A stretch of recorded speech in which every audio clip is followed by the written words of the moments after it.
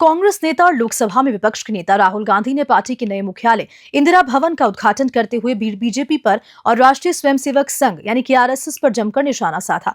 इस अवसर पर उन्होंने कांग्रेस की विचारधारा को हजारों साल पुरानी बताते हुए कहा कि आरएसएस की विचारधारा से निरंतर संघर्ष करती आई है।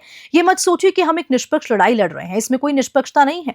बीजेपी और आरएसएस ने हमारी संस्थाओं पर कब्जा कर लिया और अब हम भारतीय राज्यों से भी संघर्ष कर रहे हैं। राहुल गांधी ने भारतीय मीडिया और अन्य संस्थानों पर भी सवाल उठाए। उनका कहना है कि देश के मीडिया का अब स्वतंत्र और निष्पक्ष रहना काफी मुश्किल सा हो गया। उन्होंने दावा किया है कि बीजेपी और आरएसएस के प्रभाव के कारण मीडिया की स्वतंत्रता पर खतरा मंडरा रहा है। इन्हीं तमाम मुद्दों पर न्यूज़ 21 ने विप के राष्ट्रीय प्रवक्ता आमितोष पारिक से खास बातचीत की। सुनिए। आपको बता दें, राजधानी दिल्ली में कांग्रेस के नए भवन का उद्घाटन हुआ है, जिसमें तमाम कांग्रेस के दिग्गज नेता मौजूद थे। तो वहीं एक बार फिर से राहुल गांधी ने एक विवादास्पद बयान देकर सुर्खियों में आने की कोशिश करी है। हमारे साथ में विश्व हिंदू परिषद के राष्ट्रीय प्रवक्ता आमितोष मौजूद हैं। आमितोष जी, राहुल गांधी ने कांग्रेस के नए भवन के उद्घाटन के अवसर पर इंडिया यानी कि भारत को लेकर एक बार फिर से विवादास्पद बयान दिया है और साथ ही साथ आरएसएस को भी और बीजेपी को भी उन्होंने घेरे में लिया है।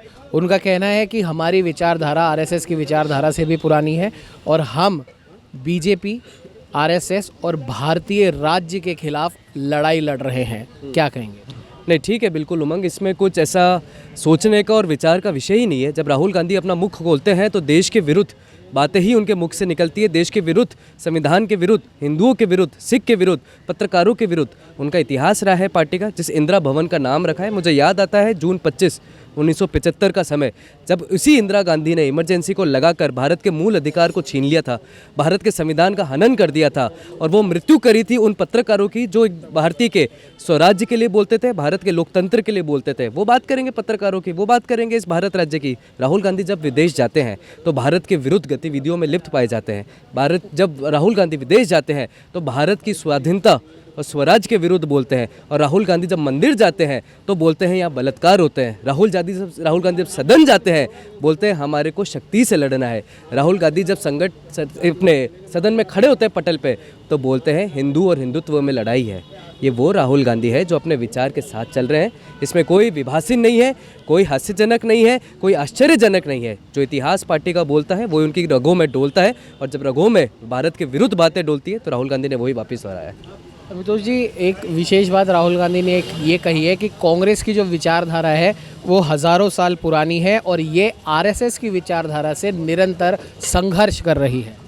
देखिए, संघर्ष उनका आरएसएस की जब विचारधारा से बात होती है, 1925 में आरएसएस का गठन हो गया था और निरंतर रूप से जब भारतीय राष्ट्रीय कांग्रेस ने देश के विरुद्ध जिन्ना के लिए समर्थन में अपने बोल बोले हैं, तब संघ ने देश के लिए खड़े होकर भारत माता की जय बोली है। मुझे बता दीजिए आप, संघ से लड़ना मतलब भारत माता के विरुद्ध जाना, संघ से लड़ना मतलब देश के विरुद्ध जाना, संघ से लड़ना मतलब भारत की एकात्मता के विरुद्ध जाना। मैं बीच में आपको टोकूंगा, उनके इस बयान के पीछे का जो कह सकते परिप्रेक्ष्य जो था वो कहीं ना कहीं मोहन भागवत जी के उस बयान को लेकर है कि असल में भारत को जो आज़ादी मिली है वो राम मंदिर की प्राण प्रतिष्ठा के बाद मिली है। इसे लेकर उन्होंने कहा। इसमें गलत क्या है उमंग भैया? आप मुझे ये बताइए कि जब राम मंदिर की लड़ाई लड़ी जा रही थी, जब निहत्थे कार सेवकों पे मुलायम सिंह यादव गोलियां चला रहे थे, जब सरयू नदी का पानी लाल हो रहा था, जब उन्हीं की पार्टी के एक सांसद मामून खान जो फेक पीएसी बटालियन बना के कार सेवकों पे गोली चला रहे थे, जब 3 मांगे 1984 में विश्व हिंदू परिषद ने करी थी काशी की, राम मंदिर की और आपके मथुरा की, कौन सा मुस्लिम समाज ने वो दे दिया? 500 वर्ष की लड़ाई लड़ी, हिंदू का खून बहा, तब जाके राम मंदिर सर्वोच्च न्यायालय के आदेश के बाद मिला और आज भी वो बाबरी के ढांचे के शहादत मानते हैं। तो मुझे लगता है राम मन मन में होने चाहिए और राम मतलब राम राज्य। तो फिर आप भारत के संविधान में से अनुच्छेद जो 25 की बात करते हैं, वो मूल अधिकार के ऊपर चित्र राम राज्य का तो दे रखा है, तो आप संविधान को भी नहीं मानते। आप मानते हैं तो तानाशाही को, आप मानते हैं तो India is Indira, Indira is India को, आप मानते हैं तो 1984 में हुए सिख आंदोलन को, जब राजीव गांधी ने मन से कहा था कि अगर बड़ा पेड़ गिरता है तो कुछ धरती हिलती है। ये वो लोग हैं जो राष्ट्र को तोड़ते हैं, राष्ट्र विरोधी गतिविधियों में लिप्त रहते हैं, वंदे मातरम नहीं बोलते, जय फिलिस्तीन का समर्थन करते हैं।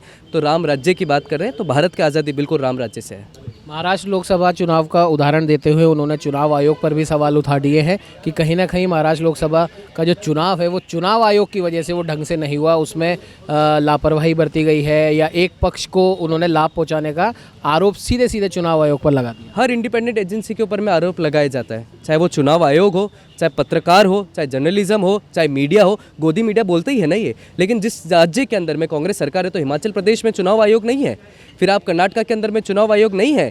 लोगों को बेवकूफ़ बनाना, भारत के लोगों की आत्मा के साथ खिलवाड़ करना, इस देश के लोकतंत्र के साथ खिलवाड़ करना, और जिस तरह से प्रियंका गांधी अभी सदन में जा रही है, जिस तरह से वो एक एजेंडा चला रहे हैं, वो सब पता चल रहा है कि कौन देश के साथ खड़ा है, कौन लोकतंत्र के साथ खड़ा है और कौन लोकतंत्र के विरुद्ध खड़ा है।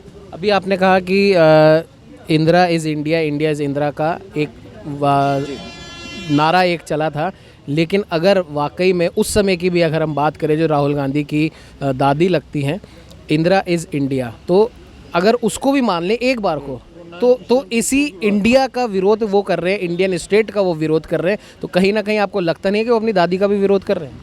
देखिए, इंडिया इज़ इंदिरा और इंदिरा इज़ इंडिया का जो नारा है, उस समय एक नारे के अंदर में देश बहुत ही ज़्यादा चुनौतियों से संपन्न कर रहा था। और जब सफ़र करते हैं तो आप देखिए, उन्होंने गरीबी हटाओ का भी कहा था। और जब इंदिरा गांधी आई थी सदन में, तब 1966 की घटना आपको याद दिला दूँ उमंग जी, गौ हत्या के ऊपर में साधु संत इकट्ठे हुए थे, जब सदन के वहाँ से गोली चला दी गई थी। तो इंडिया इज़ इंदिरा और इंदिरा इज़ इंडिया का नारा का समर्थन राहुल गांधी कर सकते हैं, क्योंकि विचारधारा अलग नहीं है ना।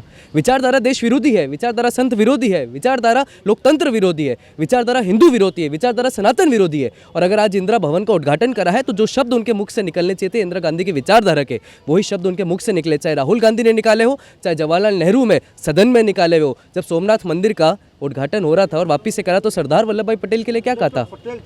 हिंदू रिवाइवलिज्म की बात कही थी ना जवाहरलाल नेहरू ने, और वही हुआ।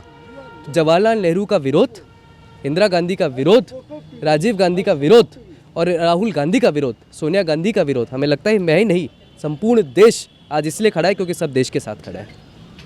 ये थे हमारे साथ विश्व हिंदू परिषद के राष्ट्रीय प्रवक्ता अमितोष पारेख, और इनका साफ तौर पर ये कहना है कि जिस प्रकार से राहुल गांधी का जो लगातार इस प्रकार के जो बयान आते हैं, भारत विरोधी बयान आते हैं, हिंदू संस्कृति, हिंदू संस्थाएं, हिंदुत्व के विरुद्ध जो उनके लगातार बयान आते हैं, कहीं ना कहीं वो कांग्रेस की उस विचारधारा की ओर इंगित करते हैं जो उनकी दादी इंदिरा गांधी के समय से या फिर जवाहरलाल नेहरू के समय से जो चली आ रही है। लगातार भले सोमनाथ मंदिर का प्रकरण हो या फिर अयोध्या में बाबरी मस्जिद का ढांचा गिरने के बाद में कार सेवकों पर गोली चलाने का प्रकरण हो या फिर इंदिरा गांधी द्वारा लगाई गई इमरजेंसी का प्रकरण हो, तमाम उस समय पे जिस प्रकार से लोकतंत्र पे प्रहार किया गया, कहना है राष्ट्रीय प्रवक्ता अमितोष पारेख का, उसी विचारधारा को लेकर आज राहुल गांधी आगे बढ़ रहे हैं। और शायद यही एक सबसे बड़ी वजह है कि वो लगातार संविधान का, मीडिया संस्थानों का, चुनाव आयोग का और भारतीय विचारधारा का विरोध करते लगातार नजर आते हैं। और इस विरोध के कारण वो अब इतना आगे बढ़ चुके हैं कि उन्होंने भारतीय राज्य यानी कि इंडियन स्टेट की परिकल्पना को ही अपना